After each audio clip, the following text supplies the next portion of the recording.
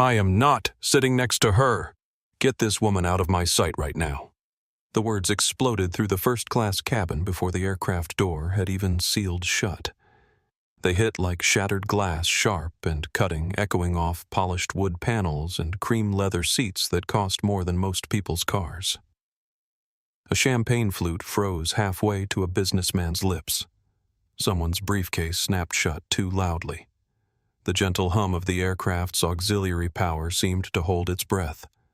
Brenda Morrison stood rigid in the narrow aisle, her manicured finger extended like a weapon, aimed directly at seat 1A.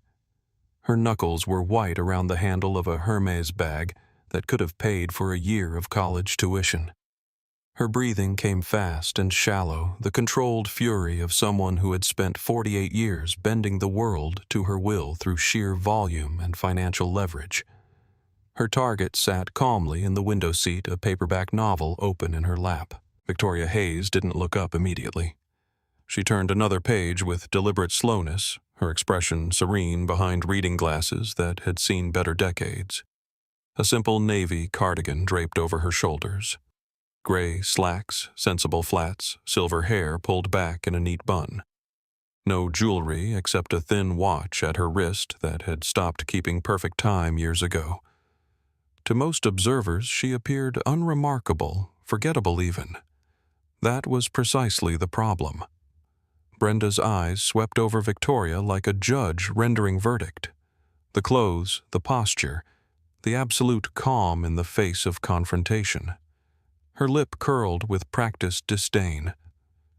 "This is first class," Brenda snapped, wheeling toward the flight attendant as if Victoria were a piece of misplaced luggage. "I paid $15,000 for privacy and service. I will not spend 7 hours sitting next to someone who clearly wandered in from the back of the plane." The air in the cabin shifted. It always did when words like that were spoken out loud with witnesses without shame. Pressure dropped, spines stiffened. Conversations died mid-sentence. Sarah Kim, the lead flight attendant, felt the change immediately. 12 years flying international routes had taught her to read cabin dynamics the way meteorologists read storm patterns. This was a hurricane forming in real time. She forced a smile that didn't reach her tired eyes and stepped closer, her hands clasped carefully in front of her uniform. "Mrs. Morrison," she said, her voice soft but firm, "that passenger has a valid ticket for seat 1A. Your assigned seat is 1B, right here next to the window." Brenda didn't even glance at the empty seat. Her gaze remained locked on Victoria like a prosecutor presenting evidence to a jury. "I know exactly where my seat is supposed to be," she said, her voice dropping to that particular tone of controlled menace that rich people use when they want something fixed immediately. "What I want to know is why she is here." A man in row 2 stopped arranging his briefcase and listened without pretending not to. An older couple across the aisle leaned back slightly in their seats, missing nothing while maintaining plausible deniability. Phones shifted in lap screens, dark but ready. The modern instinct to document was already awakening. Victoria finally turned the page of her book with exaggerated slowness, then lifted her eyes. They were steady dark and completely unflinching. "Is there a problem?" she asked, her voice carrying the kind of calm that comes from having faced worse storms than this one. Brenda's laugh was sharp and humorless. "Yes, there's a problem. But I'm not speaking to you." She spun back toward Sarah with renewed energy. "I want to see her boarding pass right now because she absolutely does not belong in this section." Sarah felt heat creep up her neck despite the cabin's climate control. "Ma'am, she has a completely valid ticket just like you do." "Does she?" Brenda's gaze flicked over Victoria again, openly dismissive, cataloging every detail that didn't match her expectations. Did she win it in some contest? Is she airline staff getting a free upgrade? Some kind of diversity publicity stunt? Because I fly this route 4 times a year, and I have never ever seen someone like her in first class. Victoria watched Brenda with an expression that wasn't anger, wasn't fear, but something closer to profound sadness. the kind that comes from recognition from having seen this exact performance countless times before. "My ticket is completely in order," Victoria said quietly, her voice steady as bedrock. "My name is Victoria Hayes." "I don't care what your name is," Brenda snapped, volume rising as her control slipped. "I care about my comfort and my experience. I am a platinum elite member of this airline. My late husband built half the commercial real estate in Manhattan. I will not sit next to the help." The word landed like a physical blow. Sarah felt her professional smile crack and crumble. She opened her mouth to respond, then closed it as training clashed with basic human decency. Around them, the cabin had gone funeral quiet. Even the soft jazz piping through the speakers felt intrusive now. Mrs. Morrison Sarah said, her voice firmer now, finding strength in the obvious wrongness of the situation. "That language is completely unacceptable, and I cannot move a passenger who has paid for her seat. Please, take your seat, so we can complete boarding." Brenda's eyes widened with theatrical incredulity. "Did you just accuse me of discrimination? Me?" Her voice rose to a pitch that made several passengers wince. "I am the one being discriminated against here. Do you have any idea how much business my family brings to this airline? Get the supervisor. No, get the pilot. I am not sitting down until this situation is resolved to my satisfaction." Victoria exhaled slowly and closed her book, placing it carefully on the tray table with movements as precise as a tea ceremony. She folded her hands neatly in her lap and looked out the window at the rain streaking the tarmac at the gray Seattle sky, pressing down like a weighted blanket. She had seen this performance before. Different venues, different faces, but always the same underlying script. Boardrooms where she was assumed to be taking notes. Restaurants where hostesses suggested she might be more comfortable at a different establishment. Charity galas where well-meaning volunteers directed her toward the service entrance. "You really should sit down," Victoria said without turning back, her voice carrying the weight of experience. "We have a schedule to maintain." Brenda recoiled as if she'd been struck. "Do not speak to me. Do not even look at me." The cockpit door opened with a soft hydraulic hiss. Captain Luis Rodriguez stepped into the cabin, tall and broad-shouldered, his uniform crisp despite the early morning hour. At 45, silver was beginning to thread through his dark hair, and his face carried the calm authority of someone who had learned to project confidence even when turbulence hit without warning. "What seems to be the issue here?" he asked, his voice carrying the practiced neutrality of someone trained to de-escalate before situations spiraled beyond control. Brenda spun toward him like a drowning person reaching for a life preserver. "Captain, finally. Someone with actual authority. Your crew is completely refusing to do their job. This woman," she gestured toward Victoria with barely contained disgust, "is in my space. I demand she be removed immediately." Luis followed Brenda's gesture with his eyes looked at Victoria, and everything stopped. His hand froze halfway to his radio. His breath caught sharp and audible in his chest. Color drained from his face so quickly that Sarah thought for a split second he might actually faint. Recognition hit him like a physical force, 20 years of memories flooding back in an instant. Victoria turned her head slowly and met his gaze. She gave him the smallest possible nod, barely visible but unmistakable. Luis swallowed hard, his throat working visibly. Brenda noticed none of the silent exchange. She straightened triumphantly, misreading his reaction entirely. "See, even the captain can tell she doesn't belong here. She's probably using a stolen credit card or fake identification." But Luis wasn't looking at Brenda. He was looking at Victoria Hayes like a man staring at a ghost that had just spoken his name. "Victoria!" He said the word slipping out before he could stop it. The cabin felt suddenly too small, too airless. The tension was thick enough to cut. Brenda frowned, confusion creeping into her outrage. "You know her." Luis's jaw tightened. He looked back at Brenda, then at Victoria again, as if silently asking permission to proceed with something that would change everything. Brenda stepped closer, invading his personal space with the confidence of someone accustomed to getting answers. "Good. Then you know she can't possibly afford that seat. This has to be some kind of security risk. I want her identification checked. I want the police called if necessary." Victoria stood slowly. She was not tall, would never be physically imposing, but when she rose from her seat, the air itself seemed to shift around her. Her posture, straightened spine, aligned shoulders, squared with a quiet authority that made Sarah's breath catch in her throat. "You want to know how I got this seat?" Victoria asked, her voice still calm, but now carrying something new underneath the surface. Brenda sneered, sensing what she thought was weakness. "I want to know why you haven't been arrested for fraud yet." "I didn't pay for this ticket," Victoria said clearly. A gasp rippled through the cabin like a wave. Several passengers leaned forward in their seats. Brenda's laugh was loud and triumphant, the sound of someone who had just won a game she'd been playing her entire life. "There it is. Did you all hear that?" She admitted it herself. She turned to Luis with vindication written all over her face. "You heard her, Captain." She confessed. "Get her off this plane immediately."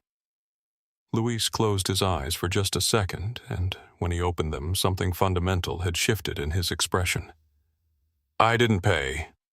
"Victoria," continued her voice steady and clear, "because I don't have to."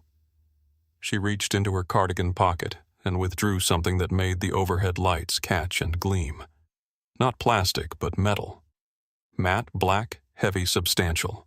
A gold chip was embedded at its center, and the airline's crest was embossed in relief across its surface. No name, no photo, no expiration date. Just authority made tangible. Luis snapped to attention without thinking, years of training and respect burned into muscle memory taking over. Sarah's hand flew to her mouth as recognition dawned. Brenda squinted at the card, confusion replacing confidence for the first time. "What is that supposed to be? Some kind of frequent flyer card?" Luis's voice shook slightly when he spoke. "That is black clearance, the highest level of authorization this airline has ever issued." Brenda waved dismissively, but there was less certainty in the gesture now. "I don't care about your little employee reward programs. She is clearly a nobody trying to scam her way into first class." Victoria looked at her, then fully and directly, 30 years of quiet observation and careful restraint settling into her gaze like armor. "Mrs. Morrison," she said, each word deliberate and measured, "you are standing on my aircraft."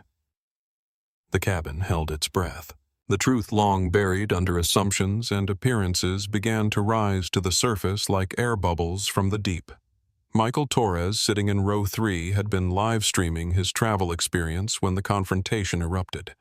The tech blogger's followers on various platforms had grown from a few hundred to over 10,000 as word spread through social media. His phone was now capturing everything, and the viewer count was climbing exponentially. "Holy hell," he whispered to his camera, keeping his voice low but audible to his growing audience. "You guys are witnessing something incredible right now. I think we're about to find out this woman owns the entire airline." Jennifer Walsh, traveling with her teenage daughter to visit colleges, had started recording when Brenda's voice first rose. As a human resources director, she recognized discrimination when she saw it, and she knew documentation would be crucial. Her daughter, 16 and social media savvy, was simultaneously posting clips to TikTok with hashtags that were already starting to trend. The man in row 2 had abandoned all pretense of not watching. He held his phone steadily capturing the moment Victoria revealed the black clearance card. As a retired federal judge, he understood the legal implications of what was unfolding, and he suspected this footage would be important. Dr. Maria Santos, the civil rights attorney in row 4, had been typing furiously on her phone, providing real-time legal commentary to her Twitter followers. Her analysis of the situation was being shared thousands of times, with legal experts and civil rights organizations beginning to take notice. Brenda Morrison stood frozen in the aisle, her designer handbag hanging forgotten in her grip, staring at the small piece of metal in Victoria's hand as if it might suddenly make sense. The absolute confidence that had carried her through 48 years of getting her way was beginning to crack like ice in spring. "That's impossible," she whispered, but there was no conviction left in her voice. Victoria tilted her head slightly, a gesture both graceful and predatory. "Is it?" Luis cleared his throat, finding his voice again. "Mrs. Morrison, you are refusing crew instructions and creating a disturbance that is affecting the safety and comfort of other passengers." Brenda's head snapped toward him, disbelief curdling into desperation. "You're siding with her. I'm following federal aviation regulations," Luis replied, his captain's authority fully engaged now. "And company policy, both of which are very clear about passenger conduct." "You wouldn't dare remove me," Brenda said, but the words sounded hollow even to her own ears. "Do you have any idea who I am?" Victoria answered for him, her voice carrying the quiet certainty of someone who had spent decades learning exactly who everyone was. "You are a woman who believes money excuses cruelty, who thinks a ticket grants the right to diminish others, who confuses privilege with permission." Brenda lunged forward suddenly, her handbag slamming down onto the console between seats 1A and 1B with a heavy thud that echoed through the cabin like a gunshot. Sarah gasped. Several passengers flinched. Phones captured every second. "That is assault," Sarah said, her voice breaking through years of customer service training to find genuine outrage. But Brenda was beyond hearing reason now, her carefully constructed world crumbling in real time. "Check her ticket, check her ID. This is fraud." Victoria's expression hardened, not with anger, but with resolve. She stepped fully into the aisle, now standing shoulder to shoulder with Luis. The camera phones around them multiplied like flowers turning toward sunlight. 30 years ago, Victoria said, her voice carrying easily through the cabin despite its quietness, this airline had 3 aircraft and more debt than hope. Brenda scoffed, clinging to dismissal like a life raft. "I don't care about ancient history." One person didn't walk away. Victoria continued her words, cutting through Brenda's protests. She sold her home, liquidated her husband's life insurance, bought the debt outright when no investor would touch it. Luis felt his throat tighten as memories flooded back. The small office with peeling paint. The woman who had listened when everyone else walked away. The job interview that had saved his career when he thought it was over forever. She rebuilt the fleet. Victoria said, her gaze never leaving Brenda's face. Hired pilots other airlines had blacklisted for refusing to compromise safety. Created policies that treated dignity as non-negotiable. Victoria turned her head slightly, meeting Luis's eyes with the same quiet authority she had shown 20 years earlier. You remember Luis nodded, tears burning unexpectedly behind his eyes as the full weight of the moment settled over him. "Yes, ma'am." The simple words hit the cabin like thunder. Brenda's confidence faltered for the first time, visible cracks appearing in the foundation of her certainty. "What is this supposed to mean? That woman," Victoria said, her voice, unwavering, carrying the weight of 3 decades of quiet leadership, kept 51% voting control in a blind trust. No interviews, no magazine covers, no credit claimed. Brenda's mouth opened, then closed like a fish pulled from water. Her gaze darted around the cabin, searching desperately for allies, for validation, for anything solid to grasp. The faces staring back at her showed only fascination and growing horror at her behavior. "You're lying," she whispered, but the words carried no conviction. Victoria took a measured breath, and when she spoke, her voice filled the cabin with quiet authority. "I am Victoria Hayes, founder and majority shareholder of Meridian Airlines." The words landed with the force of gravity itself. The cabin didn't erupt into chaos. It froze. Complete silence settled over everything, like snow so profound that the sound of the auxiliary power unit seemed deafening by comparison. Michael Torres's live stream had now reached 40,000 viewers, with the number climbing by hundreds every few seconds. His whispered commentary had become unnecessary as the drama unfolded.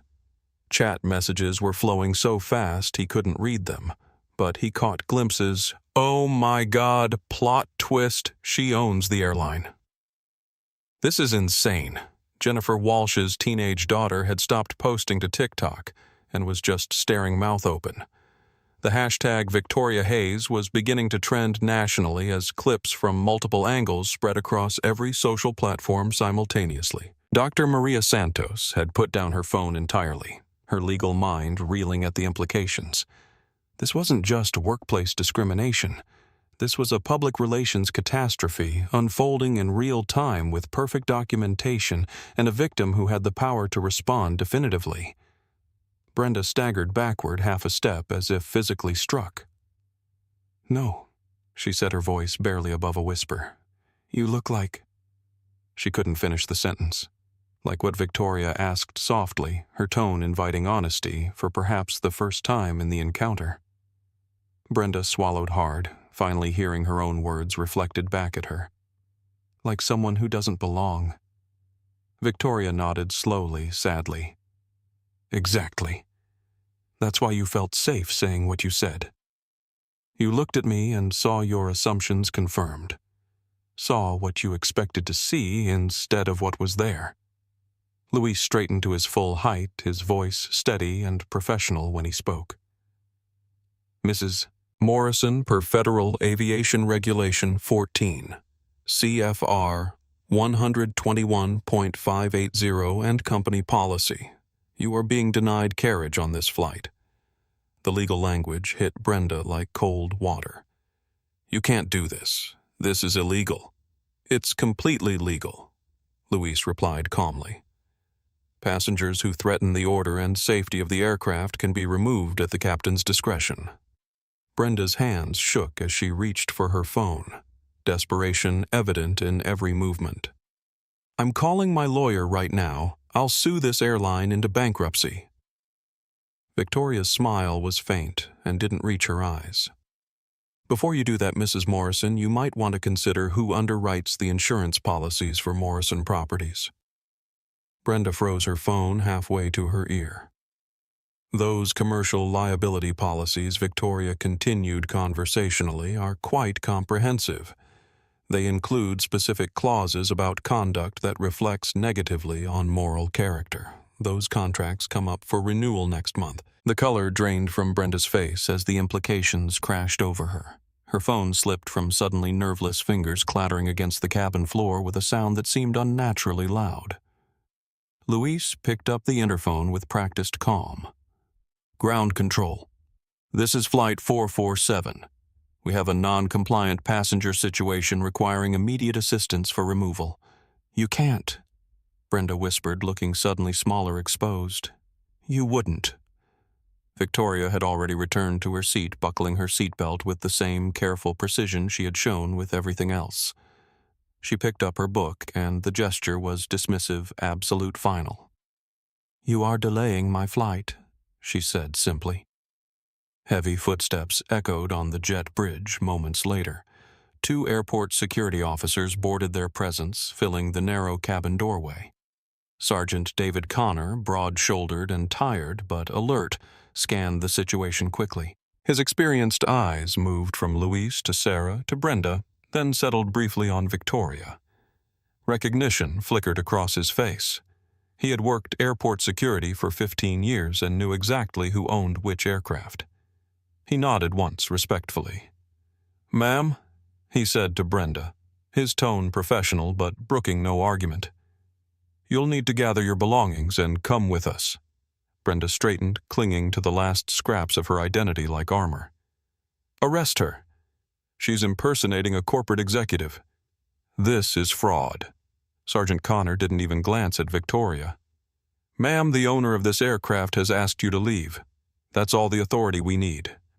"You don't understand," Brenda said, her voice cracking. "I'm Brenda Morrison. My family built this city. You can't treat me like this." "I understand perfectly," Connor replied. "Now you can walk or you can be escorted. Your choice." Phone cameras were fully raised now throughout the cabin. No one pretended not to watch anymore. This was history unfolding, and everyone knew it. A woman in row 5 whispered to her companion, "This is unbelievable." An elderly man shook his head slowly, muttering something about respect and dignity. Brenda's shoulders sagged as the reality of her situation finally penetrated her shock. The rage collapsed into humiliation, then something approaching panic. She grabbed her designer handbag with trembling hands and allowed herself to be guided toward the aircraft door. As she passed through the cabin, a slow clap began. One person, then another, then dozens. The sound filled the space that Brenda had once tried to claim as exclusively hers. She walked through it without looking back, her head down, her whole world crashing around her with each step. The aircraft door closed behind her with a final echoing thud that seemed to seal more than just the cabin. It sealed the end of a performance that had been running for 48 years. Luis exhaled for what felt like the first time in minutes. He picked up the interphone again, his voice steady and professional. "Ladies and gentlemen, thank you for your patience. We'll be departing shortly." Applause broke out again, softer this time, reverent rather than triumphant. Sarah approached Victoria, her hands still trembling slightly from adrenaline and the aftershock of witnessing something she would never forget. "Ms. Hayes," she said quietly, "would you like anything to drink?" Victoria looked up from her book and smiled. For the first time since the confrontation began, the expression reached her eyes. It was warm, human, transformative. "That would be lovely, Sarah. Just coffee, please." "Of course, ma'am." Outside, rain continued to streak down the aircraft windows as the plane pushed back from the gate. Brenda Morrison stood in the terminal alone and diminished, watching the aircraft that had rejected her taxi toward the runway.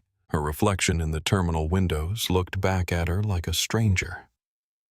But inside the aircraft, as it lifted through the gray Seattle clouds, Victoria Hayes sat calmly in seat 1. Her book open but unread, watching the world shrink below. She was exactly where she had always belonged, and for the first time in years, everyone else knew it too. By the time Flight 447 reached cruising altitude, the digital wildfire below had already consumed 3 continents. Victoria Hayes's name was trending globally on every major social platform, but she remained absorbed in her paperback novel, occasionally glancing out the window at the endless blue sky that had become her second home over 3 decades of flying.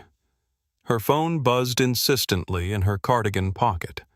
Text after text, call after call, the outside world demanding her attention. She let it buzz.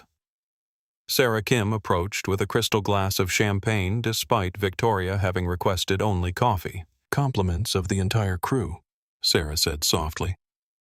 "We wanted to thank you." Victoria looked up, surprised. "Thank me for what?" "For showing us what dignity looks like under pressure," Sarah replied. "For proving that respect isn't negotiable. You've been respectful to every passenger who's ever boarded this aircraft," Victoria said, accepting the glass. "That's exactly what you should do. I just happen to have the authority to enforce it when others won't." Meanwhile, on the ground at Seattle-Tacoma International Airport, Brenda Morrison sat alone on a hard plastic bench, still clutching her designer handbag like armor that no longer fit properly. The terminal buzzed with normal travel energy around her families heading on vacation. Business travelers checking phones, the endless dance of departure and arrival that never stopped, never cared about individual drama. Her phone had finally stopped ringing, not because people had stopped calling, but because she had turned it off entirely. The first few voicemails had been from her attorney, his voice growing progressively more strained with each message. The subsequent calls had come from business associates, board members, even her country club's social director, all asking the same question. What the hell happened? She knew what had happened. She had revealed who she really was in front of cameras, witnesses, and the owner of the company she had tried to humiliate. The videos were everywhere now. She had seen them before turning off her phone. Her voice sharp and ugly, demanding someone's removal based on nothing but appearance and assumption. 35,000 feet above Michael Torres was ending his live stream, but continuing to monitor the explosion of responses across social media.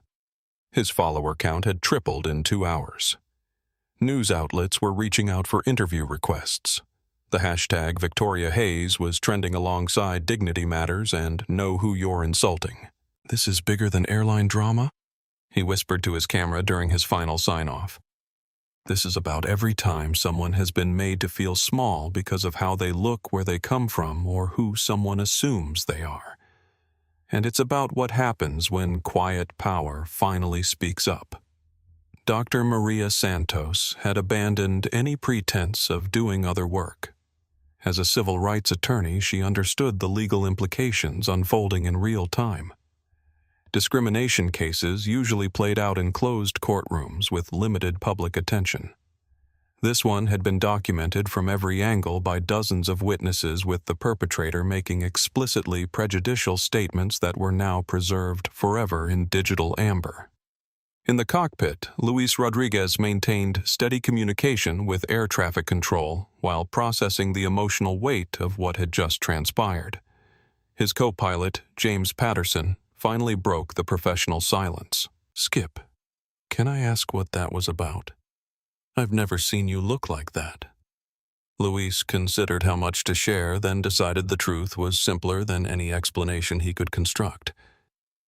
"That woman in 1A saved my career 20 years ago. I was young, idealistic, refused to fly a plane with a faulty navigation system. Got blacklisted by every major airline for being difficult. Meridian hired you? Victoria Hayes hired me personally. Sat in a conference room that smelled like old coffee and listened while I explained why safety couldn't be negotiated. Gave me a job when no one else would return my calls. Built this entire company on the principle that doing the right thing matters more than doing the easy thing." James absorbed this information quietly. "And the passenger who got removed just learned what happens when you mistake quiet strength for weakness." Luis replied, "Ms. Hayes has spent 30 years building an airline where everyone gets treated with respect. She wasn't about to let someone turn her own aircraft into an exception." Back in the cabin, Victoria's phone had finally gone silent. She pulled it from her pocket and glanced at the screen. 47 missed calls, over 200 text messages. She scrolled through a few sender names, her assistant, her legal team reporters from major publications, government officials, civil rights organizations. One name caught her attention: Marcus Rivera, CEO of Morrison Properties. Brenda's stepson, who had taken over the family business after his stepmother's husband died. Victoria had met him twice at industry functions. Quiet, competent. Nothing like his stepmother. His text was brief. "Ms. Hayes, I sincerely apologize for Brenda's behavior. She speaks for herself, not our company. I hope we can discuss this when you're available." Victoria typed back, "Marcus, thank you for reaching out. Your stepmother made her choices. You shouldn't have to apologize for someone else's character. We'll talk soon." She put the phone away and returned to her book, but her mind wasn't on the story anymore. She was thinking about consequences, about the ripple effects that would spread from this moment like circles on water. The aircraft began its initial descent toward their destination 3 hours later.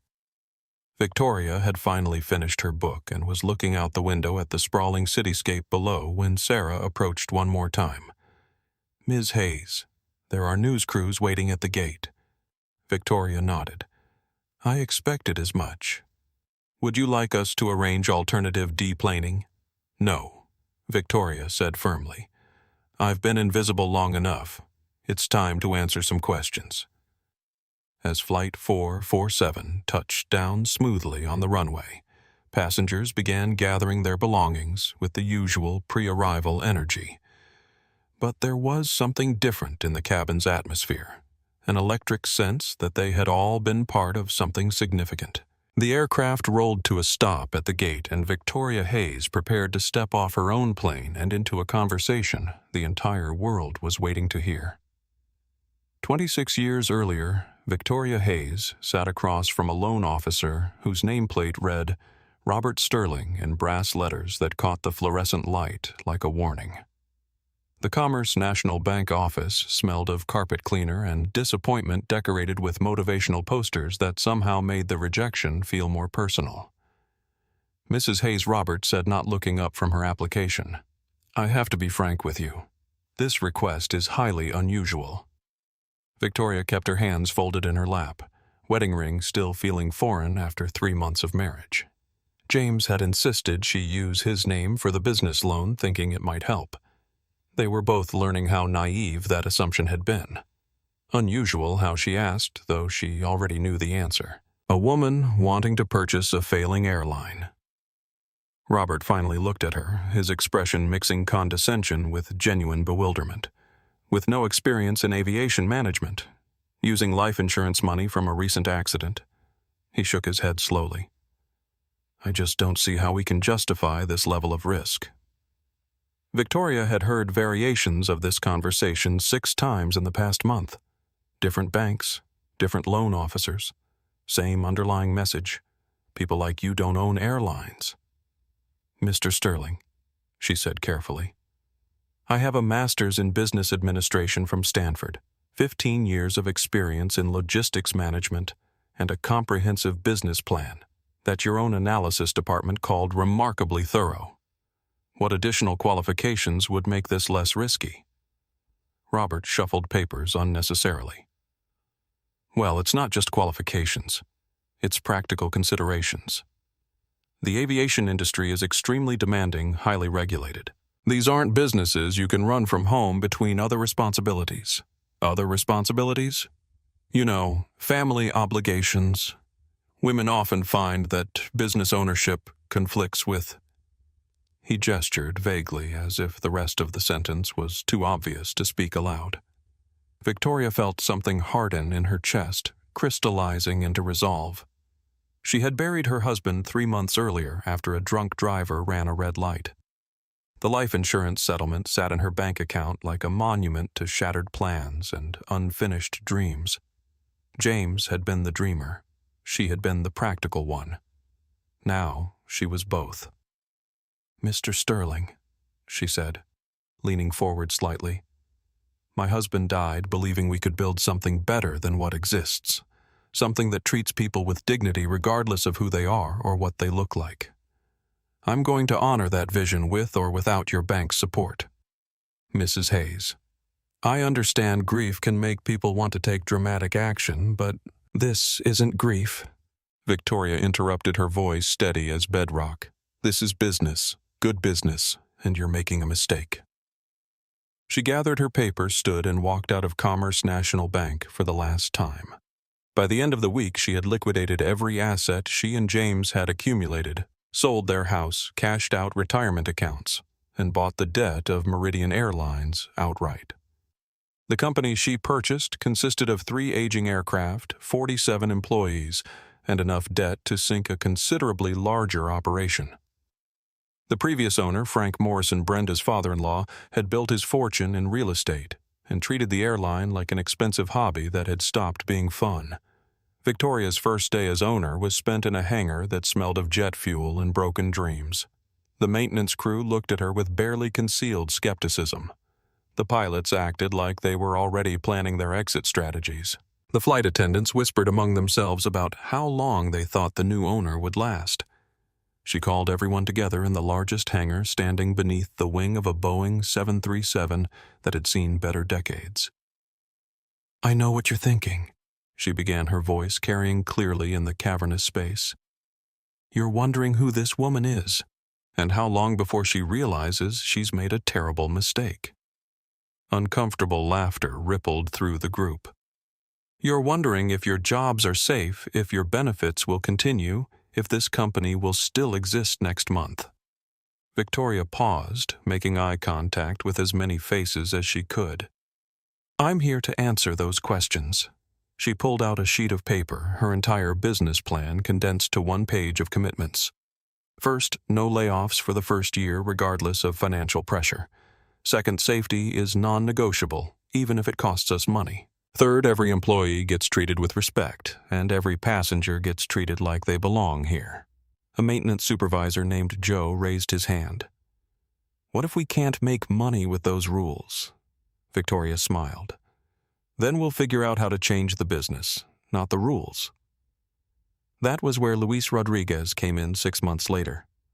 Luis had been 25 years old and already blacklisted by 3 major airlines for his refusal to sign off on aircraft he considered unsafe.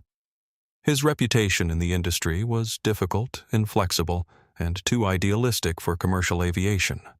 He sat across from Victoria in her cramped office, resume in hand, expecting another polite rejection. Instead, she asked him about the incidents that had ended his previous jobs. "Tell me about the navigation system," she said. Luis straightened, surprised. Most interviewers avoided discussing his problem behavior. The inertial guidance unit was failing intermittently. Sometimes it worked fine, sometimes it gave false readings. The maintenance chief said it was within acceptable parameters for continued operation. But acceptable parameters for continued operation isn't the same as safe for passengers. I refuse to fly with unreliable navigation, especially on routes over water. Victoria nodded. And the engine mount issue at your previous airline, hairline stress fractures that were documented but considered non-critical. I disagreed with that assessment. Why? Luis looked at her carefully, trying to read her expression. Because non-critical failures can become critical failures at 30,000 feet. Because passengers trust us with their lives, and that trust is sacred. Victoria had heard enough. Captain Rodriguez, how would you like to help me build an airline where safety doesn't have to compete with profit margins? That conversation had taken place 20 years ago. Now, as Flight 447 cruised toward its destination, Luis smiled at the memory. Victoria Hayes had kept every promise she had made that day in the hangar. No layoffs during the financial struggles of the first years. Safety as the highest priority, even when it meant costly delays and maintenance. Respect as a company policy, not just a suggestion. She had also kept promises she hadn't made explicitly, but that had become part of Meridian's DNA. When Maria Santos was hired as their first Latina captain, Victoria had personally walked her through the aircraft to make sure every crew member understood that respect wasn't optional. When David Kim became their first Asian American executive pilot, Victoria had made sure he knew he could report any problems directly to her. She had built more than an airline. She had built a culture. The business grew steadily but never dramatically. Victoria refused the kind of leveraged expansion that destroyed so many airlines in the 1990s and 2000s. She reinvested profits into better aircraft, more training, higher wages, and improved passenger experience.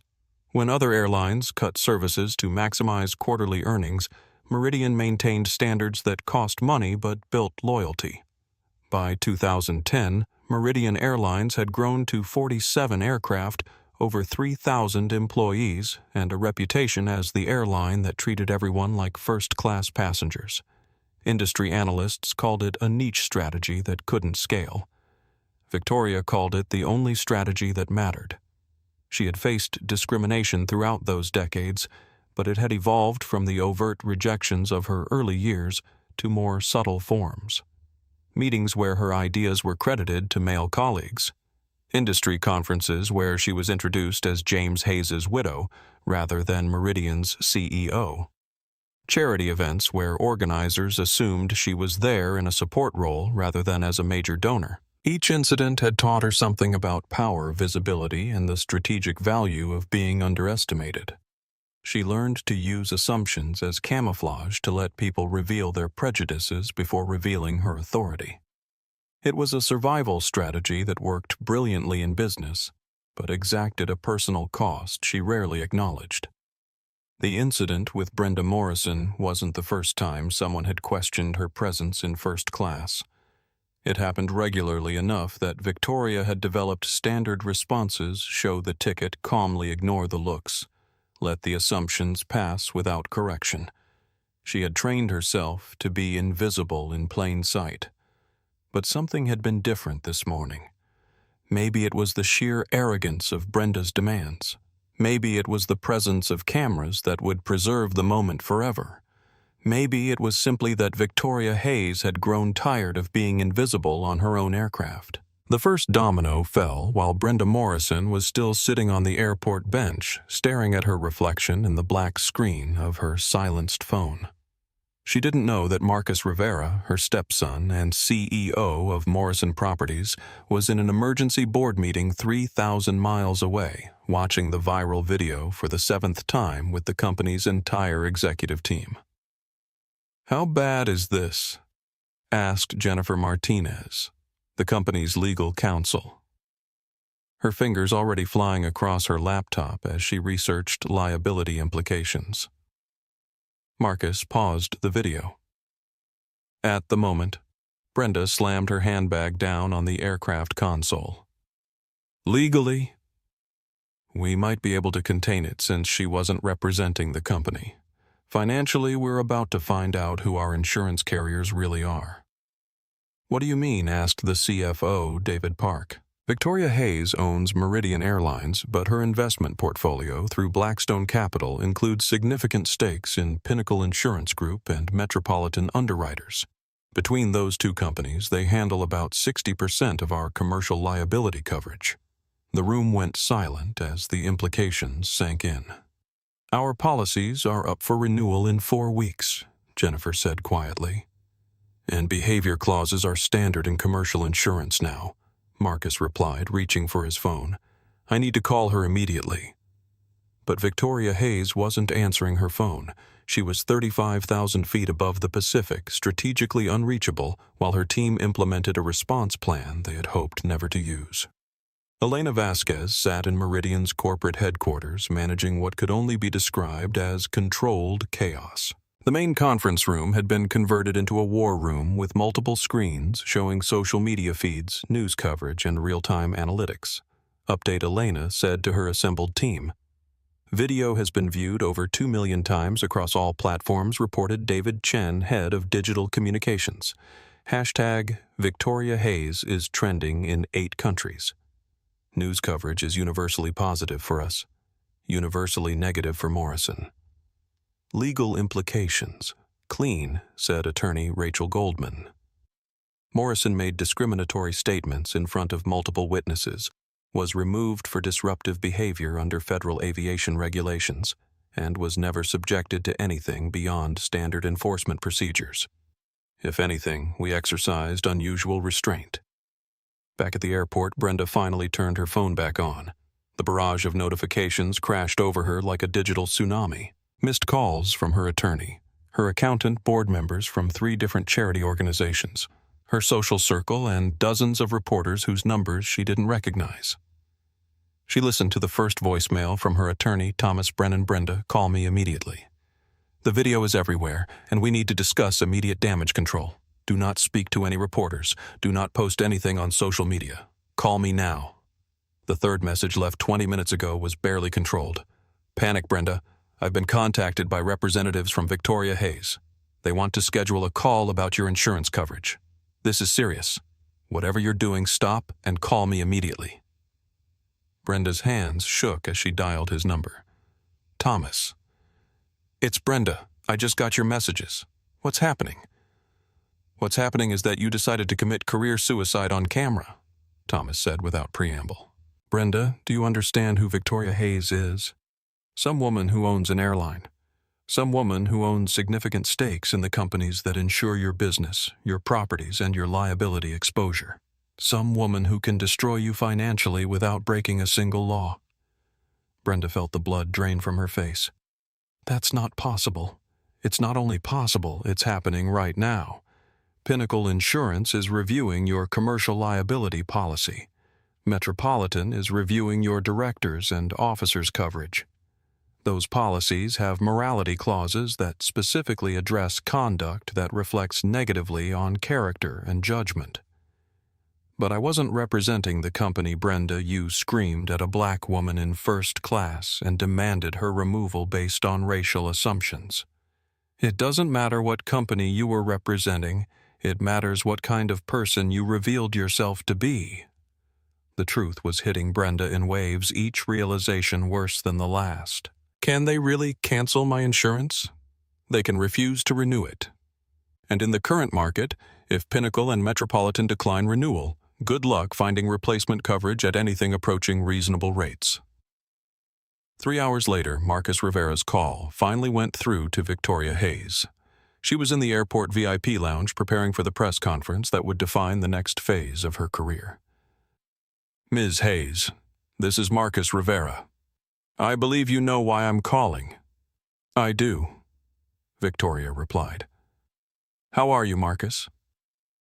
I heard good things about the sustainable development project you completed in Brooklyn.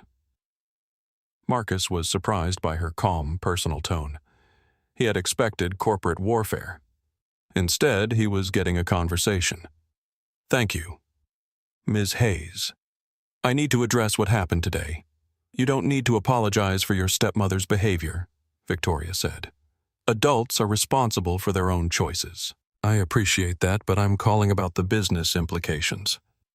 Morrison Properties employs 800 people. Most of them had nothing to do with what happened today. Victoria was quiet for a moment. What are you suggesting?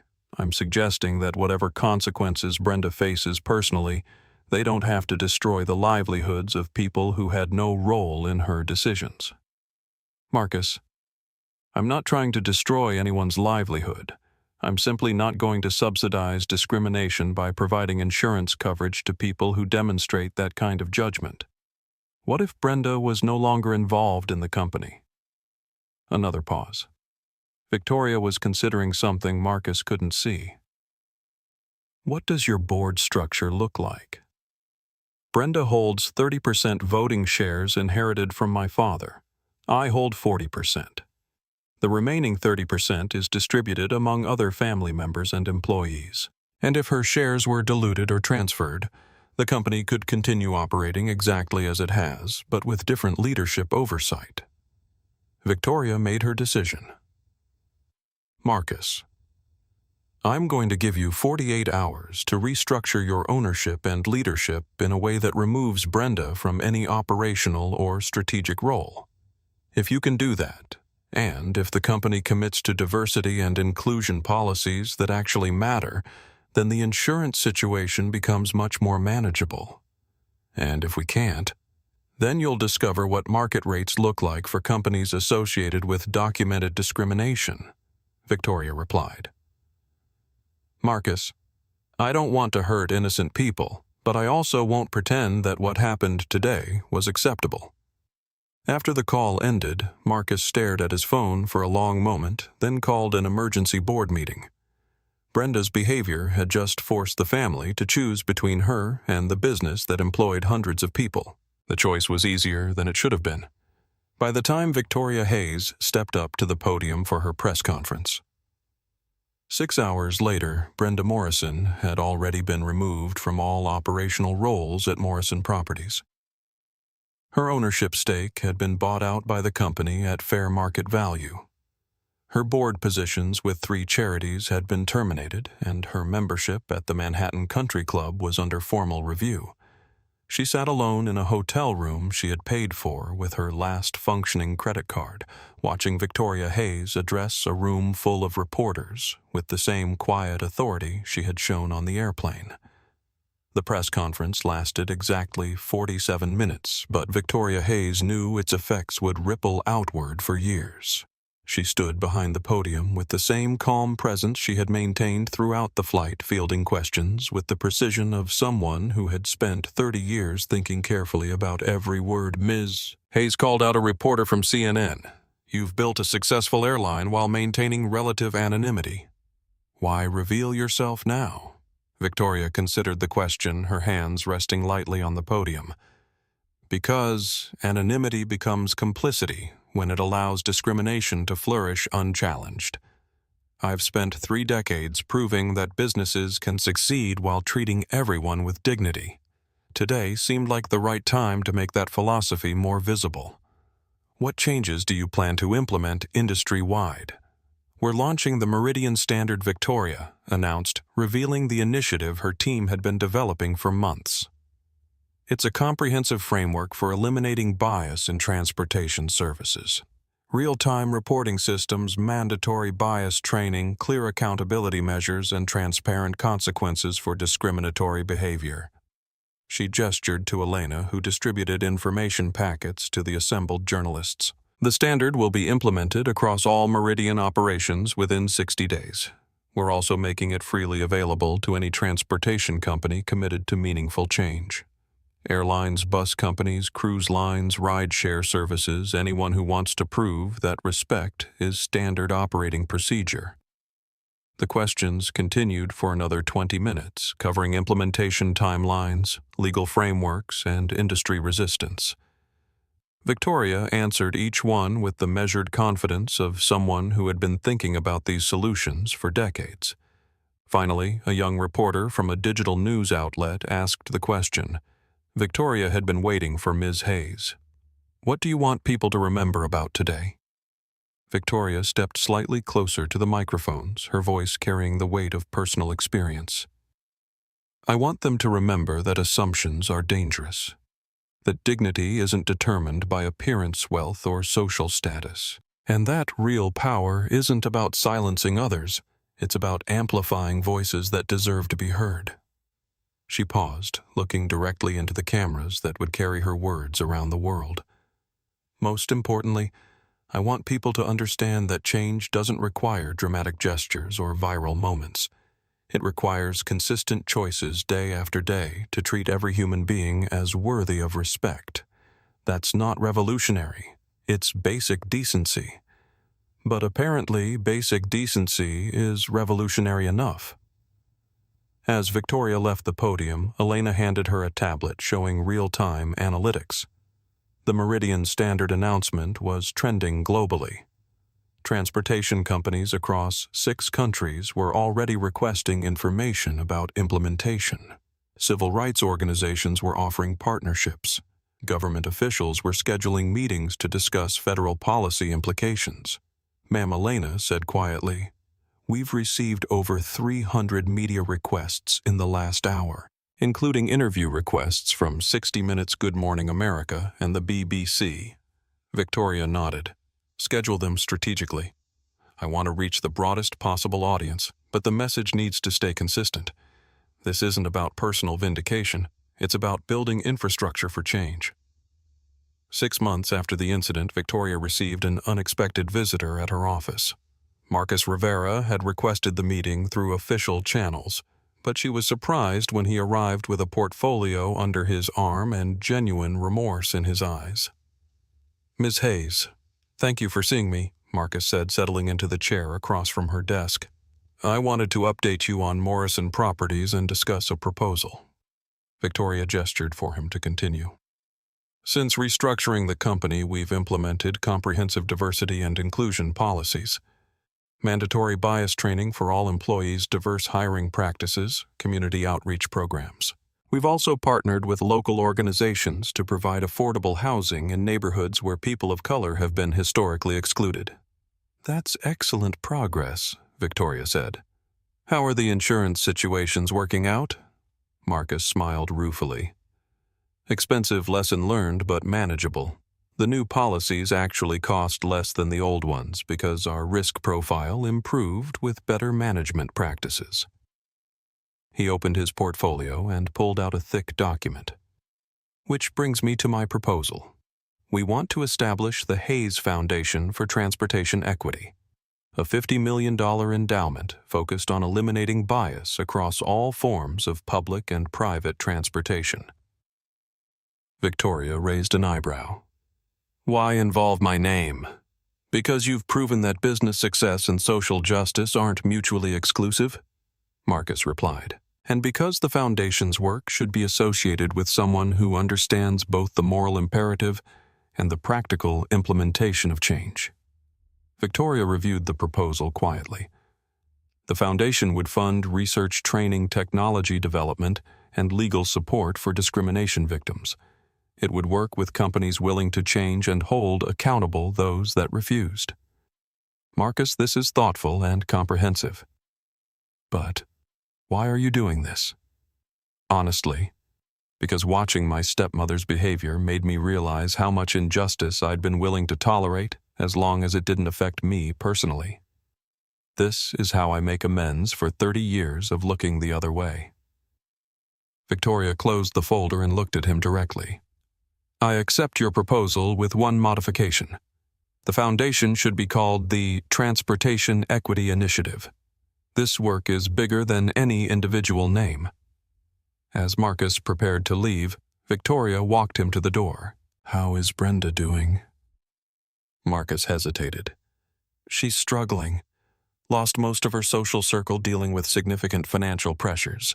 She started working with a nonprofit that helps people transition out of homelessness. Volunteer work, entry-level case management, minimum wage direct service. It's been humbling for her from what I understand. Victoria nodded. Sometimes consequences become opportunities. Maybe she'll learn something about dignity from people who've had theirs challenged in different ways. 1 year later, Victoria Hayes walked through Seattle-Tacoma International Airport with the same unhurried pace she had always maintained, but the world around her had changed in ways both subtle and profound. She wore the same type of simple cardigan, carried the same worn paperback book, but passengers who recognized her nodded with genuine respect rather than confusion about her presence. Flight 447 to Los Angeles was boarding as she approached Gate B12. Sarah Kim stood at the counter now wearing the additional stripes of a senior flight attendant supervisor, her smile bright and unforced as she scanned boarding passes and welcomed passengers aboard. Ms. Hayes, Sarah said warmly, welcome aboard. Your usual seat is ready. Thank you, Sarah. How's the new training program working out? Remarkable results, Sarah replied. We haven't had a single discrimination incident in 8 months. The de-escalation techniques are helping with everything from seating disputes to luggage disagreements. Turns out treating people with respect prevents most problems before they start. Victoria smiled. Revolutionary concept. She settled into seat 1A as other passengers filed past. A young black woman in business attire took seat 1B, pulling out a laptop and immediately diving into work. An elderly Latino man settled across the aisle with his granddaughter who was excitedly pointing out the window at aircraft taxiing on the runway. A Muslim family found their seats in economy, the mother adjusting her headscarf as the flight attendant helped store their carry-on luggage with genuine courtesy. Luis Rodriguez's voice came over the intercom, warm and professional. Good afternoon, ladies and gentlemen. This is Captain Rodriguez. We're expecting smooth skies today with an on-time arrival in Los Angeles. As always, our crew is committed to ensuring every passenger feels welcomed and respected throughout the flight. Sit back, relax, and thank you for choosing Meridian Airlines. Victoria opened her book but found herself watching the cabin instead of reading. The atmosphere was different from what she remembered from years past, more relaxed, more inclusive. Passengers chatted easily across ethnic and economic lines. Flight attendants moved through the space with genuine warmth rather than forced politeness. A young white man in row 3 looked uncomfortable as an elderly black woman struggled to lift her bag into the overhead compartment. Victoria watched carefully, wondering if old patterns would reassert themselves. Instead, the man immediately stood and helped with the bag, then offered the woman his aisle seat when he noticed she was having difficulty with her knees. Thank you, sweetheart, the woman said. That's very kind.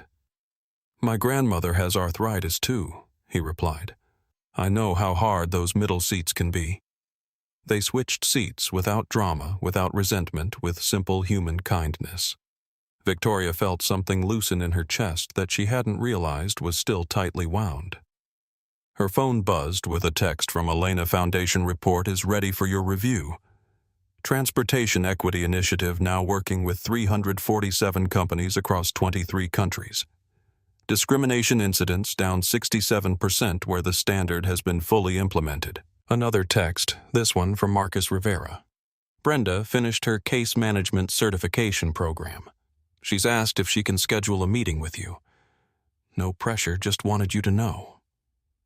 Victoria stared at that message for a long moment. She had wondered occasionally what had become of the woman whose moment of revealed prejudice had sparked this entire transformation. Part of her was curious. Part of her felt that some conversations were unnecessary. She typed back, "Let me think about it." As the plane reached cruising altitude, Victoria finally opened her book. It was a biography of Dorothy Height, the civil rights leader who had spent decades working for change with quiet persistence rather than dramatic gestures. Victoria had been drawn to Height's story because it reflected her own approach, sustained effort over flashy moments building infrastructure rather than seeking spotlights. A flight attendant approached with the drink service. Not Sarah, but a young man Victoria didn't recognize. "Ms. Hayes, what can I get for you today?" "Just coffee, please." "Black. Absolutely. And ma'am, I wanted to say thank you for everything you've done. My brother is gay and he used to hate flying because of how some airlines treated same-sex couples. Now he actually looks forward to travel." Victoria looked up at him. Really looked. He was maybe 25, earnest grateful in a way that suggested personal experience with discrimination. "What's your name?" she asked. "David Martinez." "David, thank you for sharing that. Your brother's comfort and safety matter. Everyone's does." "Yes, ma'am. That's why I wanted to work for Meridian. It's not just a job here. It's a mission." After he moved on, Victoria reflected on the phrase, "it's a mission." That was exactly what she had hoped to create workplaces where employees understood they were part of something larger than customer service, where dignity was a shared responsibility rather than a corporate slogan. The young woman in 1B closed her laptop and turned slightly toward Victoria. "Excuse me, are you Victoria Hayes?" Victoria nodded. "I'm Angela Thompson. I work for a tech company in Los Angeles, and we've implemented your standard across our entire corporate travel program. I wanted to thank you personally." "What kind of difference has it made?" "Huge. Our employees, especially the women and people of color, actually trust that business travel will be respectful now. Productivity is up because people aren't stressed about being mistreated in transit. Seems obvious in retrospect, but no one was measuring the cost of discrimination until you proved it was measurable." Victoria smiled. "Business case for decency." "Exactly. You made moral arguments that accountants could understand." As their conversation continued, Victoria realized this was what success looked like, young professionals who took respectful treatment for granted because it had become standard operating procedure. Not a pleasant surprise. The plane began its descent toward Los Angeles as the sun set over the Pacific, painting the sky in shades of orange and purple. Victoria looked out at the sprawling city below, thinking about the millions of people down there who would travel tomorrow, next week, next year. How many of them would have better experiences because of policies that had grown from one moment of revealed prejudice? Luis's voice came over the intercom again. "Ladies and gentlemen, we're beginning our descent into Los Angeles. Thank you for flying with us today, and remember, wherever your travels take you next, you deserve to be treated with dignity and respect." It was a small addition to the standard arrival announcement, but Victoria heard the intentionality behind it. A reminder that passenger rights extended beyond this aircraft, this airline, this moment. As they touched down smoothly on the runway, spontaneous applause broke out in the cabin. Not for the landing, which had been routine, but for something harder to define. Maybe for the flight attendants who had made everyone feel welcome. Maybe for the passengers who had chosen kindness over indifference. Maybe for the simple fact that human beings could share space peacefully when dignity was the default. Victoria gathered her things slowly in no hurry to deplane. She watched families reunite in the aisles, business travelers check their phones, elderly passengers take their time standing up without anyone rushing them. She watched humanity being decent to itself, which was still remarkable enough to feel miraculous. Sarah appeared at her elbow. "Ms. Hayes, there's a car waiting for you, but no rush. Take your time." "Sarah, can I ask you something?" "Of course. Do you remember what it felt like before? When discrimination was just normal?" Sarah considered the question carefully. "It feels like remembering a nightmare. You know it was real, but it's hard to believe you lived through it. Now, when I see old videos of passengers being mistreated, it looks barbaric, like footage from a different civilization." Victoria nodded. That was exactly right. They had changed not just policies, but expectations. Not just procedures, but possibilities. As she walked up the jet bridge, Victoria thought about Brenda Morrison's request for a meeting. Maybe it was time for that conversation. Not because she owed Brenda anything, but because completing circles sometimes mattered more than keeping them open. She pulled out her phone and texted Marcus. "I'll meet with her. 1 hour, neutral location, no media. She talks, I listen. After that, we all move forward." The terminal buzzed with typical evening energy as Victoria made her way toward the exit. Travelers hurried past, focused on connections and destinations. Most didn't recognize her, which was exactly how she preferred it. The work was public now. She could remain private. But as she reached the door to ground transportation, a little girl broke away from her family and ran up to Victoria. "Are you the airplane lady?" she asked in Spanish-accented English. Victoria knelt to the child's eye level. "I work with airplanes, yes. My mama says you made it so people can't be mean to us when we fly." Victoria's throat tightened unexpectedly. "Your mama is right. Everyone deserves to be treated nicely when they travel." The little girl hugged her quickly, then ran back to her family. Her mother smiled and nodded gratefully from across the terminal. Victoria stood and walked into the Los Angeles evening, carrying 30 years of quiet work and 1 moment of life-changing visibility toward whatever came next. The world was different now. Not perfect, but better. Not finished, but farther along. And somewhere in that progress, a woman who had once demanded someone's removal from a seat had learned to serve people whose dignity she was still discovering how to recognize. The circle wasn't closed, but it was closing. And that was enough. If this story moved you, remember that change starts with each of us. Every time we choose respect over prejudice, kindness over cruelty, we build a better world. Hit that like button if you believe dignity should be the standard everywhere we go. Subscribe for more stories about justice, courage, and the power of doing what's right. Share this video with someone who needs to hear that their voice matters and their presence belongs in every space they rightfully occupy. Because when we stand up for each other, we all rise together. When we refuse to let discrimination hide in silence, we create a world where everyone can travel, work, and live with the respect they deserve. Stay strong, stay kind, and remember that real power isn't about putting others down. It's about lifting everyone up until dignity becomes so normal that stories like this one are no longer necessary. Thanks for watching, and I'll see you in the next one.